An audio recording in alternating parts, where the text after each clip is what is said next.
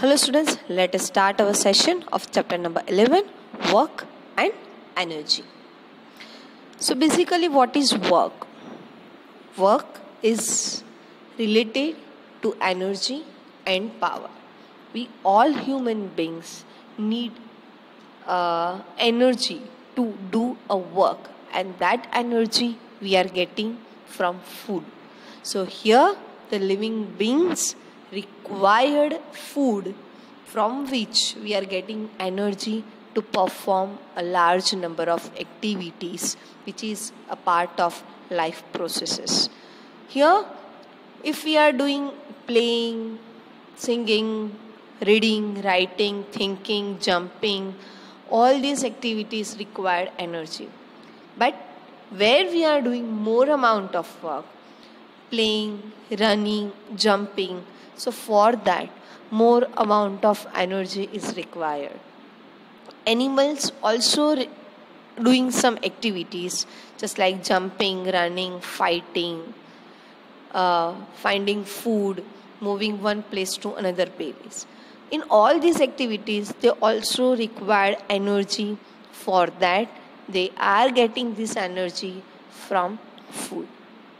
Same way, the non-living things, which are the machines which we design, they are also working with some source.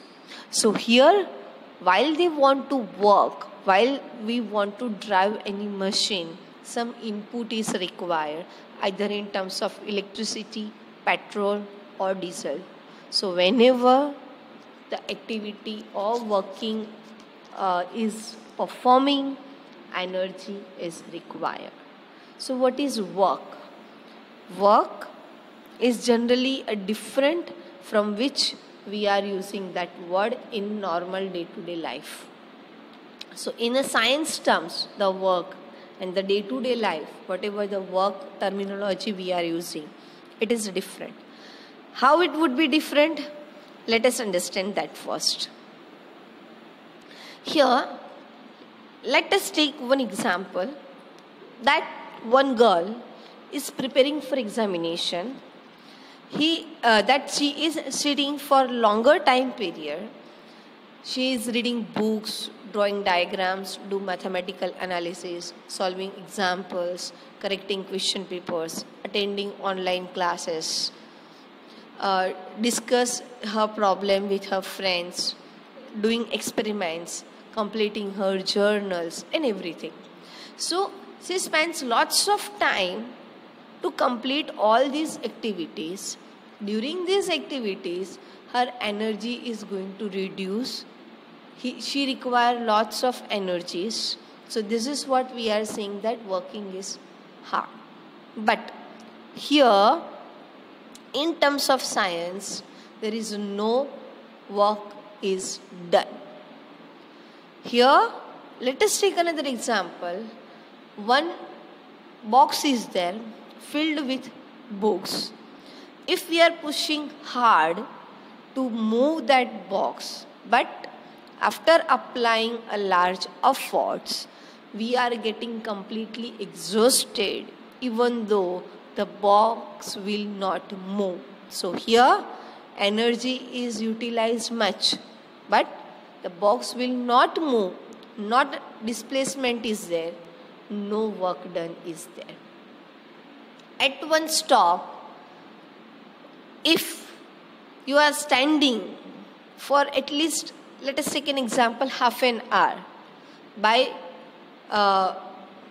some heavy load in your hand, then within that half an hour, while you are standing continuously, at one point you are getting exhausted, your energy is going to reduce. So here energy is utilized, but in terms of science, there is no work done. While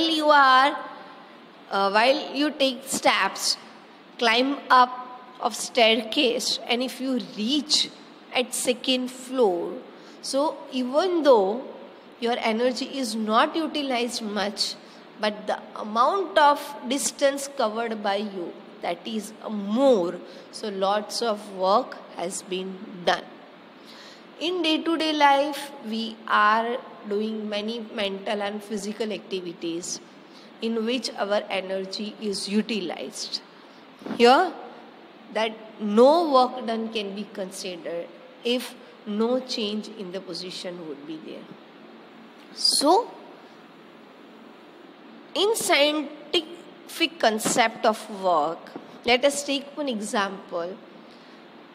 Take one pebble lying onto the surface, give the pushing force, pebble will move up to certain distance. So very less force is required to move that pebble and it will displace.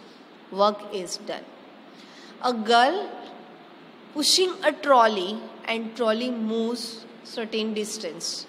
So the very less force is required to move a trolley and trolley start to displace. Work is done. Right? So here we can say that two mandatory conditions are there to satisfy the work to be done is one, a force is required which is acting on an object, and second, the object must be displaced. If any of one condition is not going to satisfy, then work is not done. So here, work done by a constant force. Let us go through the diagram. Onto the table, one object is there. Onto this object, one constant force is provided. Then object will displace in the direction of force by the distance s. So force is present, displacement of the object is there, then work is done.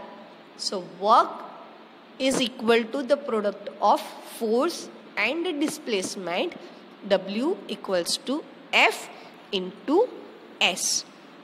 So here the work done by a force acting on an object, that is equal to the magnitude of the force multiplied by the distance covered by that object in the direction of force. Here work has only a magnitude, no direction is there, so we can say work is a scalar quantity. Here, if 1 Newton force is provided, an object will cover a 1 meter distance, then work done will be equal to 1 Newton into meter or 1 joule. So 1 joule is the amount of the work done on an object when 1 Newton force is applied, an object will displaced by 1 meter in the direction of the given force. Let us go through the example for the same. A force of 5 Newton is acting on an object. The object is displaced through 2 meter in the direction of force. If the force acts on the object all through the displacement, then what is the work done? Work done equal to F into S. F is 5 Newton. S is 2 meter. So it would be 10 Newton per meter or 10 joule. So now, if we consider another example, that here one girl is pulling her car by the thread which is onto the table, which is parallel to the ground. So that girl exerted a force in the direction of displacement of that car. So work done, that is a force into displacement, and work done as taken positive as the given force and the displacement of the car both are in the same direction. But now, if a retarding force is applied, that force is in the opposite direction. So the direction of force and the direction of displacement are 180 degree apart, then object will stop after covering certain distance s. In this situation, the work done by the force is taken negative. So here work done is negative because F we are taking negative in the negative sign, minus sign. So work done by the force F into minus S or minus F into S. Ultimately work done can be negative. So here work done can be positive or negative. Let us take another activity. Let lift an object at upward side. So work is done by the force exerted onto the object, and object is moving at upward direction. So the force is in the direction of displacement, but here the force is in the opposite direction of gravity. So here we can say that the force which applied by us, that is in the direction of displacement, which is considered as a positive, and the work done is considered as a negative, as act as opposite in the direction of displacement. Let us go through the example. A porter lifts a luggage of 15 kg from the ground and puts it on his head 1.5 meter above the ground. Calculate the work done by him on the luggage. So mass of the luggage of the object is 15 kg. Displacement is given 1.5 meter. So work done is F into S. But F is not given. We are having that mass of the object. And a porter lifts that luggage at upward side. So instead of F equal to ma, we can take mg, that acceleration due to gravity. So F equal to mg, and m, that is a 15 kg, g, that is a 10 meter per second square, and s, that is 1.5 meter. Substitute all the values and we are having that value 225 Newton into meter, or we can say 225 joule. Now, the next concept is energy. As we can say that we cannot sustain, our life is not possible, or life of any object is not possible without energy. Around us, the biggest source of energy is available, which is a sun. Around us, many various forms of energies are available. These all energies are derived from sun. Here, we are also getting some energy from the nuclei of the atoms, from the interior part of the earth, from the tides of the sea. This energy is utilized in our daily life, but in science we are supposed to provide a very specific and definite definition. It's a definite meaning. When a cricket ball hits by a stationary wicket, while the fast moving ball is there, then wicket will thrown away. Likewise, an object when raised to a certain height, it gets a capability to do a work. While the hammer falls on a nail which is placed on a piece of wood, then it drives inside into the wood. While children winding a toy by a key, then that toy is placed onto a floor, then toy starts to move. While the balloon is filled with the air, while we press it, its shape is going to change, and while the force is removed, then it will back in original shape. While we press hard or give a pin, then this balloon blasts with a sound. So here each object gets a different form of energy, and that energy will respond by doing some work. So object having a capability to do a work by processing that energy. So object which does the work that lost the energy, and that energy is gained by other object which will do the work.